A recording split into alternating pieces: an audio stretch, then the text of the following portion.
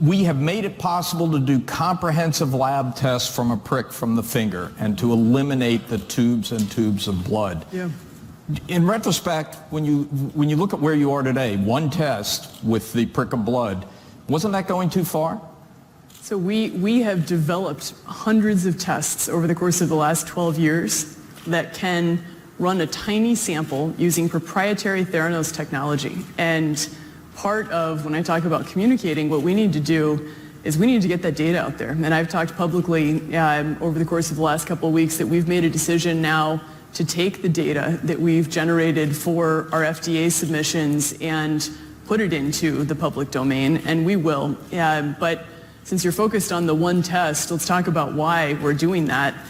And by the way, it's not just me that was focused on the one test. That was sort of the story. The Theranos story was all about this one pinprick that would let you do comprehensive blood testing. Yeah. That was the story. Yeah, well, I think this is what we sort of need to dissect a little bit. So when you look at Theranos, Theranos makes devices, we make chemistries, we make consumables, we make software, and we have a little tube called a nanotainer. This has nothing to do with our tests. Now you're confusing me. How many tests are you doing right now from a simple pinprick as you described in that TED Talk? Yeah, so right now, just because of this FDA transition, we're only doing one, right? Okay. But that doesn't mean that we don't have the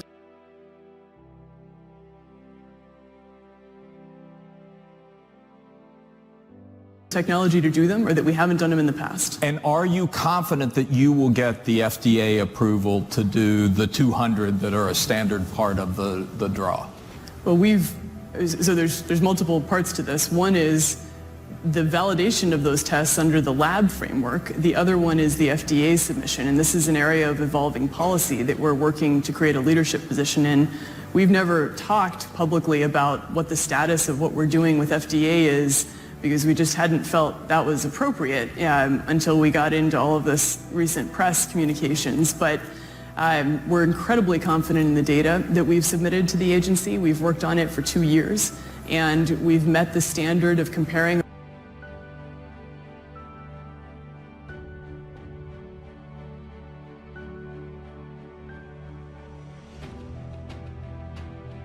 our tubes to vacutainers, which are the big tubes that come from the arm, and we're hopeful that we'll see those. So you feel confident that that vision you laid out 9 months ago will still happen, that you'll be able to do comprehensive tests from a single prick? Absolutely, and we've done it in the past, and we're going to continue to do it in the future.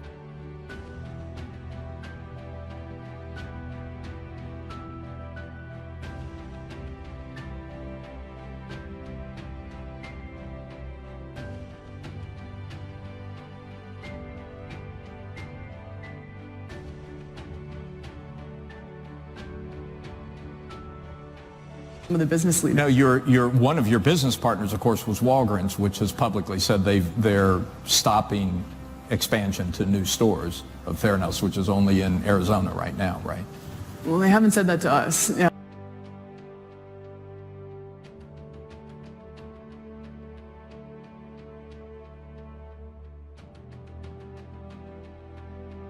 But they have not said that to you? Not to us, no. So you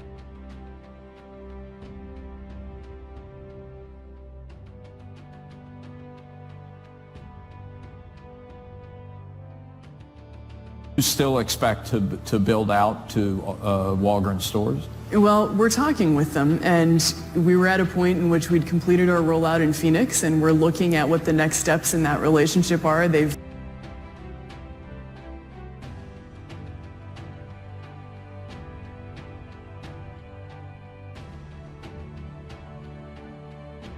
been a great partner with us in the context of our work in Phoenix. Do you think, given what you know now about your technology and the regulatory challenges and so forth, do you think this company is a $9 billion company?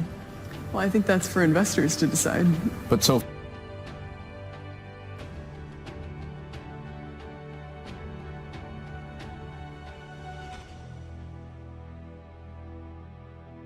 far, no problem? Do you have all the money you need to get through this tough period? Absolutely. You have no problem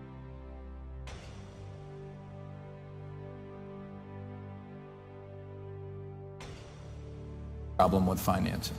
Well, I mean, that's a very loaded term. We're definitely not in a position in which we need to raise capital right now. We have very... So I want to jump in. You've said that the journal's reporting on Theranos has been erroneous and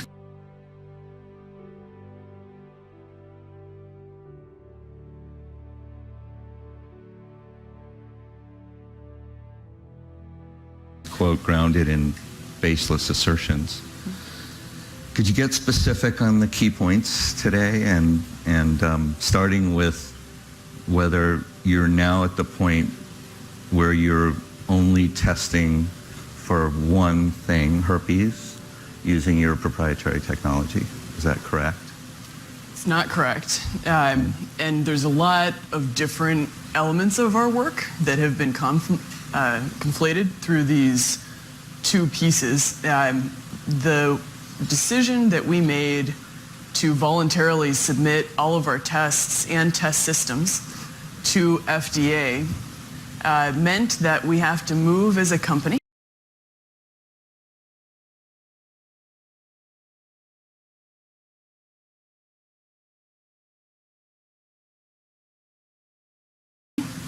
from the lab framework and quality systems to the FDA framework and quality systems.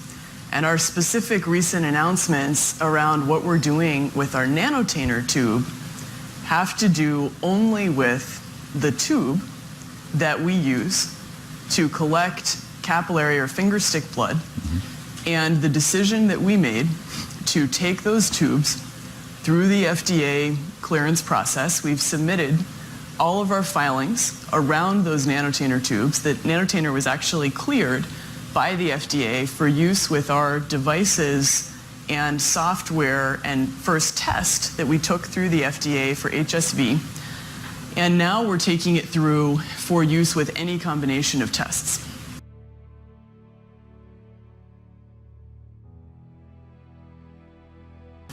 So once you submit those submissions, at a certain point, if you're going to transition from operating under the CLIA lab framework to the FDA framework to be compliant with the use of those nanotainers as an FDA-regulated device, you have to move to the FDA quality systems. And that's what we've just done. So, but at this moment in time then, you're not using... So if I went to one of the centers and I got a pinprick, and I only gave that much blood, right? What tests are you currently able to perform for that blood using anything other than commercially available lab equipment? So we have never used commercially available lab equipment.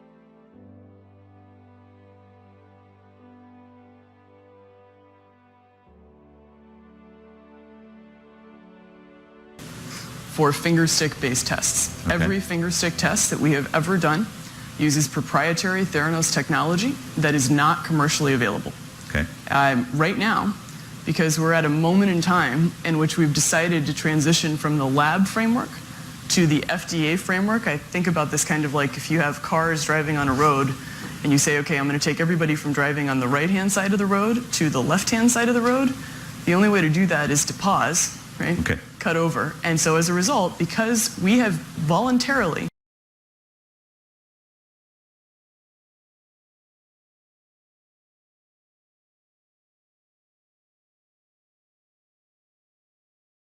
decided not to use our nanotainer tubes until we cut over to the left-hand side of the road, which we now have the FDA quality systems in place to do this. We are not collecting the finger stick sample for anything except for HSV. That has nothing to do with what we can run on our devices in our lab. Okay. It has nothing to do with our tests. It has nothing to do with our testing methodology or the accuracy or performance of it.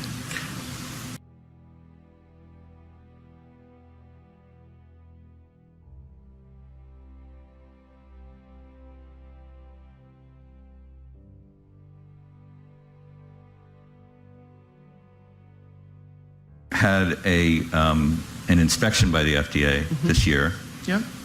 My understanding is it was unannounced, and that they communicated with you that this was because they had some concerns with the efficacy of the data that they were seeing from some of your results.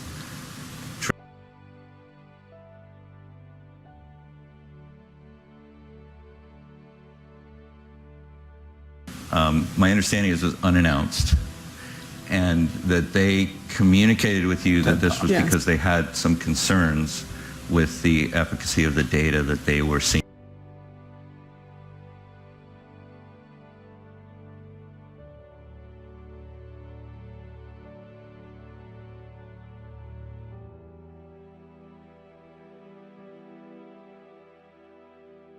True? So I have several answers to this. I mean, first, I am never going to get on stage and make comments about what the FDA thinks, because it's not my place to do that. I can tell you what I can say about it, which is that we got our systems cleared by FDA at the end of July. At the end of August, FDA did an inspection at Theranos. The inspection was about our compliance with quality systems regulations. It was a QSR audit, which is the quality system regulation audit. And that was what they focused on in the audit. So that being conflated with, is there concerns about our testing methodology, which was what was written in the Wall Street Journal article, is just completely false. Surely you can describe what they communicated to you about why they came for that inspection.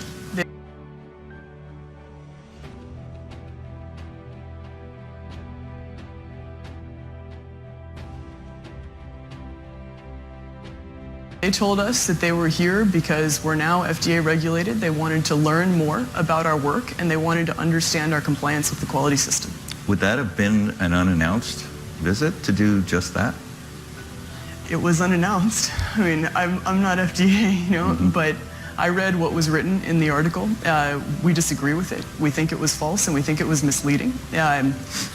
I know what we've done, which is the decision to voluntarily work with the agency. We interact with them all the time. We've chosen to take a path that is hard, and I believe in it incredibly strongly because it's the right thing to do.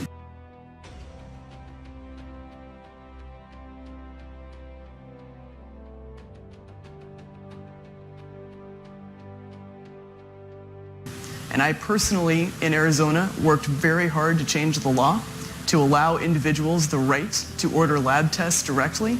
And I can't do that without knowing that the tests that are offered are of the highest quality. So we decided, yeah, this is hard, and yeah, this means we need to transition, and yes, it means there's going to be a pause period as we do this with all these tests and systems.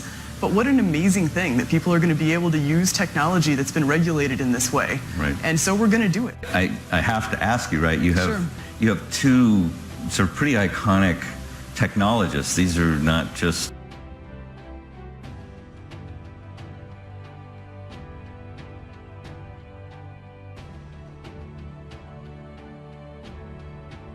Yeah.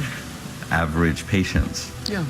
And in Jean-Louis Gasset's case, Yeah. he actually blogged about his results. He actually put them up there, Yeah. effectively waiving all of his privacy. Sure. And he expressed concern about the variations that he saw. Yeah. And said that he got no response from the company. Yeah, I mean, and just on that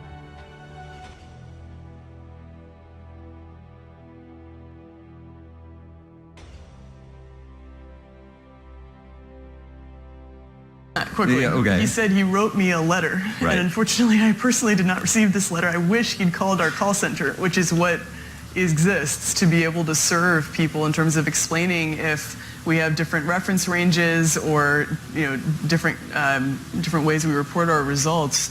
We absolutely are going to follow up with him now that we're aware of this, and we've done.